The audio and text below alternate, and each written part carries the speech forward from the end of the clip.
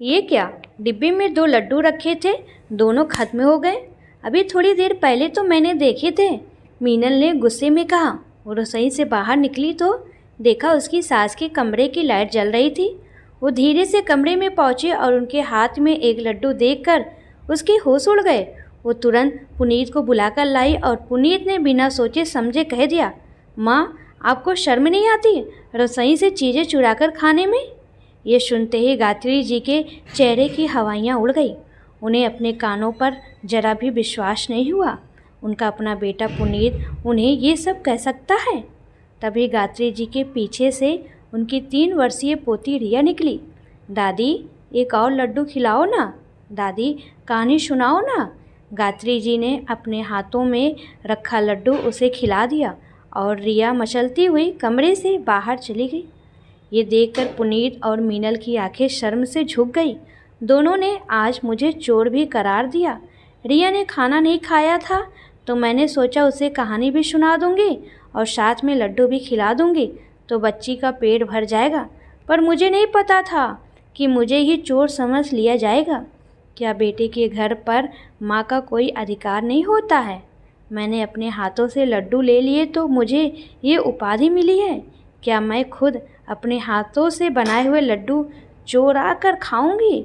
तुम दोनों ने तो मुझे बिना हाथ उठाए गाल पर तमाचा दे मारा है।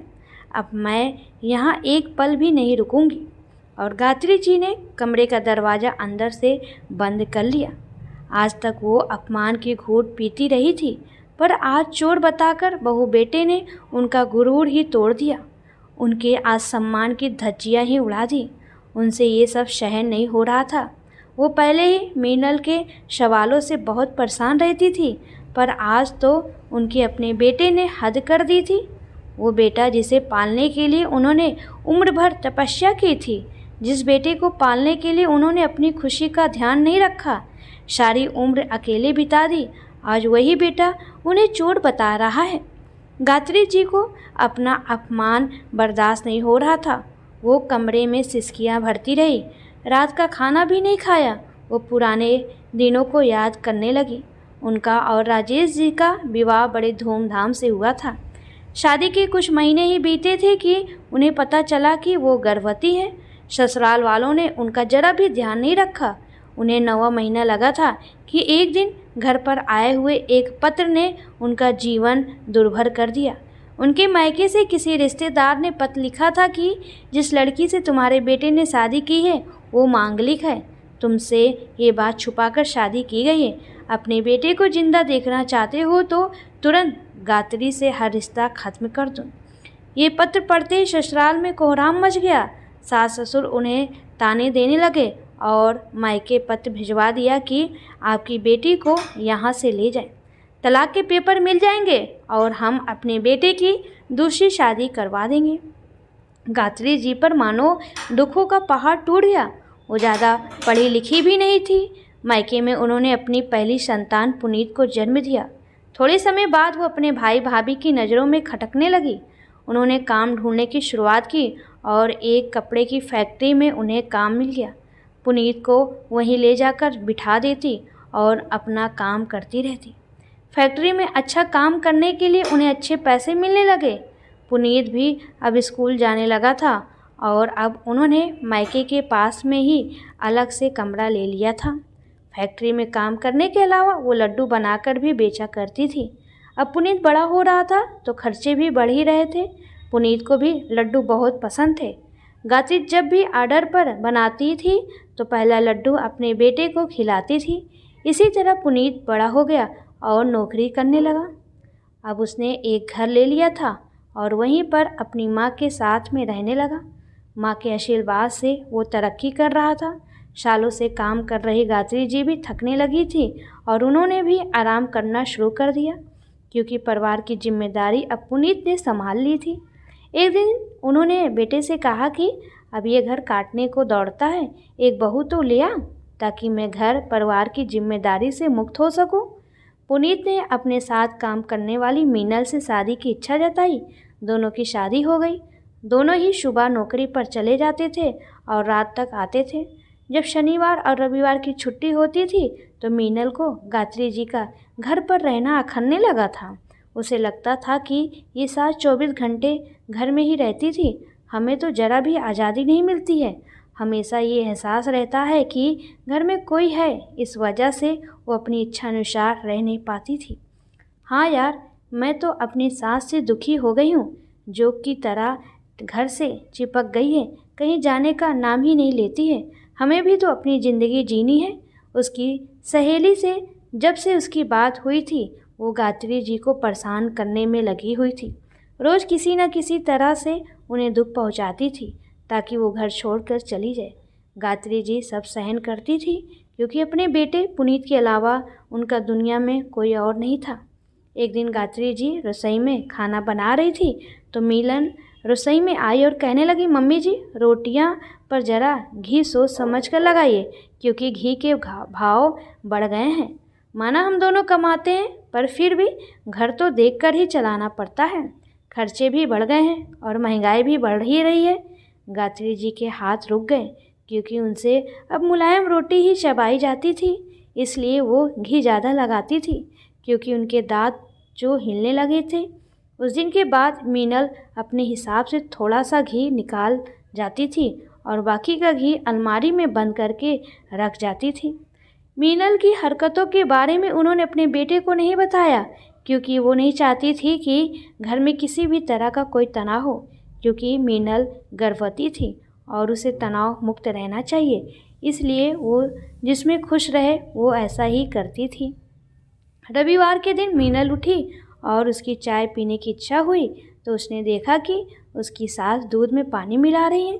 ये देखकर वो तुरंत बोली, मम्मी जी, आप दूध में पानी मिलाकर मुझे देती हैं? आपको पता है ना, मैं माँ बनने वाली हूँ और मेरे लिए दूध पीना ज़रूरी है, पानी नहीं। बहू, कुछ भी बिना सोचे बोले जाती हो। मैं दूध में पानी मिला रही हूँ क्योंकि ये दूध मुझे पीना है। तुमने जब से डेयरी से फुल क्रीम दूध मंगवाना शुरू किया है, मुझे इतना गाढ़ा दूध पचता नहीं है। तुम्हारे लिए दूध अलग भगोनी में रखा हुआ है। मीनल आगे कुछ नहीं बोली। आज गायत्री जी को बहुत ही बुरा लगा था, पर वो चुप रही क्योंकि मीनल को तनाव नहीं देना चाहती थी। 9वें महीने मीनल ने प्यारी सी बेटी को जन्म दिया और घर में अब सभी उसकी देखभाल में व्यस्त हो गए। रिया के जन्म के बाद मीनल मैटरनिटी लीव पर 6 महीने घर पर ही रही। बच्ची की देखभाल में गायत्री जी भी बराबर लगी रहती थी और मीनल को पूरा आराम देने की कोशिश करती थी। उन्होंने मीनल के लिए डिलीवरी में खिलाने के लिए भी लड्डू बनाए थे, पर मीनल ने उन्हें खाने से इनकार कर दिया। मैं पढ़ी लिखी हूँ, इन सब को नहीं मानती कि घी खाने से ही ताकत आती है। हेल्दी खाना ज़्यादा बेहतर है। इतना घी खाऊंगी तो मोटी हो जाऊंगी। और मीनल को अपने फिगर की भी चिंता होने लगी तो उसने खाना भी कम कर दिया और रिया को दूध पिलाना भी बंद कर दिया। गायत्री जी ने बहुत समझाया कि ये बच्ची और तुम्हारी सेहत के लिए ठीक नहीं है, पर वो तब भी नहीं मानी।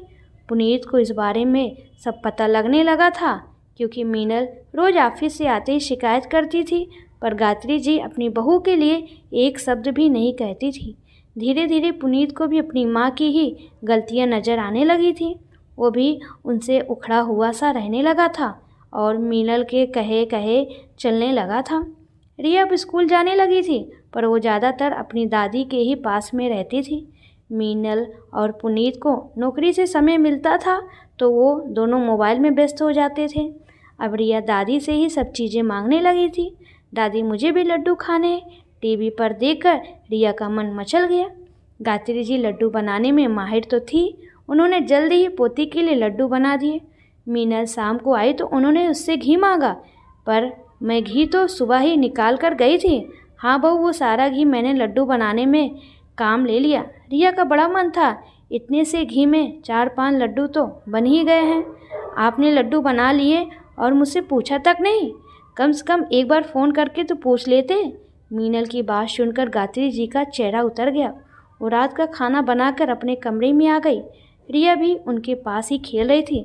उसने फिर से लड्डू खाने की इच्छा जताई तो वो बचे हुए दोनों लड्डू लेकर आ गई। वो लड्डू रिया को खिला रही थी और वो उनके पीछे पीछे छुप रही थी।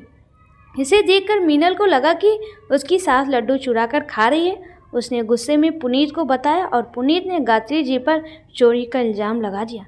अगले दिन उन्होंने अपना सामान पैक किया और उन्हें जाते देखकर पुनीत बोला, माँ कहाँ जा रही हो? बेटा तुम सबसे दूर जा रही हूँ, क्योंकि अब इतना बड़ा झूठा इल्ज़ाम लगाने के बाद मैं यहाँ पर नहीं रह सकती हूँ। मेरा भी कुछ स्वाभिमान है, इज्जत से जीना चाहती हूँ, मैं अपमान सहन नहीं कर सकती हूँ।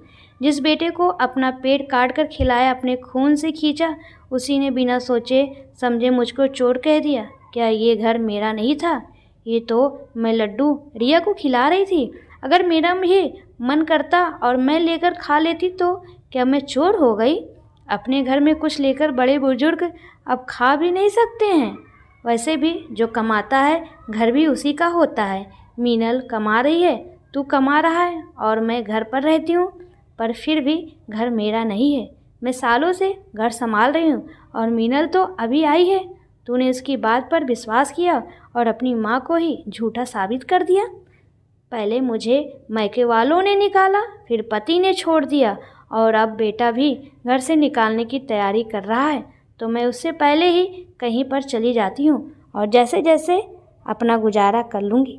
मीनल तो यही चाहती थी। हाँ चली जाओ, पर रहोगी कहाँ पर? मुफ्त में यहाँ खाना मिल रहा है, बाहर कोई भी नहीं खिलाएगा। बहू इस भ्रम में मत रहना, सिर्फ पढ़ा लिखा आदमी ही नहीं कमाता है, जिसके पास हुनर हो वो भी इस दुनिया में कमा कर खा सकता है। और गायत्री जी घर से चली गई। करीब 1 साल बाद पुनीत अखबार पढ़ रहा था तो माँ की फ़ोटो देखकर हैरान रह जाता है। माँ लड्डू बनाकर बेचती थी और आज उनके लड्डुओं की मांग बहुत बढ़ गई है।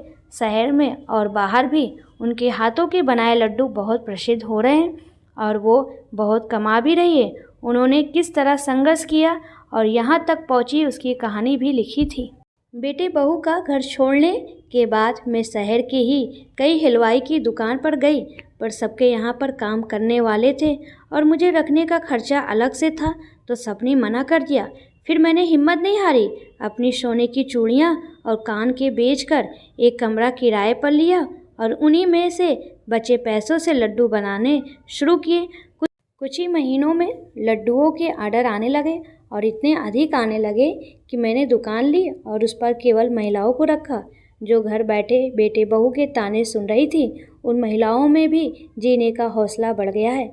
आज मेरे द्वारा बनाए गए तरह तरह के लड्डू विदेशों तक जाते हैं और अच्छी कमाई भी हो रही है। किसी ने मेरा बहुत अपमान किया और वही अपमान मेरे लिए वरदान बन गया।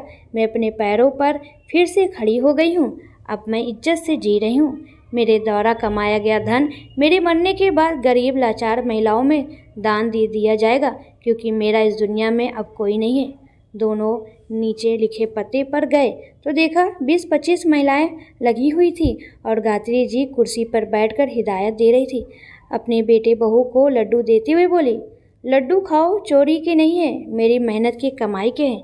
तुम मेरे धन के लालच में आए हो, पर तुम दोनों को एक फूटी कौड़ी भी नहीं मिलेगी। मुझे तुम्हारी ज़रूरत नहीं है बहू, अब मैं भी अपने पैरों पर खड़ी हूँ। उनकी बात सुनकर पुनीत और मीनल मुंह लटकार कर चले गए। उनकी पोती जब भी उन्हें फ़ोन करती थी तो वो उसे लड्डू ज़रूर भेजती थी। दोस्तों, अपनों के द्वारा लगाया गया चोरी का इल्ज़ाम किसी के मन को भी तोड़ सकता है। अगर बेटा ही माँ का इस तरह अपमान करेगा तो बहू तो जरा भी सम्मान नहीं करेगी। रिश्तों में प्यार और भरोसे का होना बहुत ज़रूरी है, तभी परिवार एकजुट रहता है, वरना बिखरते हुए देर नहीं लगती। अपमान कभी कभी वरदान बन जाता है, लेकिन उस अपमान की ठेस मन में हमेशा रहती है। तो दोस्तों, आपको ये कहानी कैसी लगी प्लीज़ कमेंट में ज़रूर बताएं।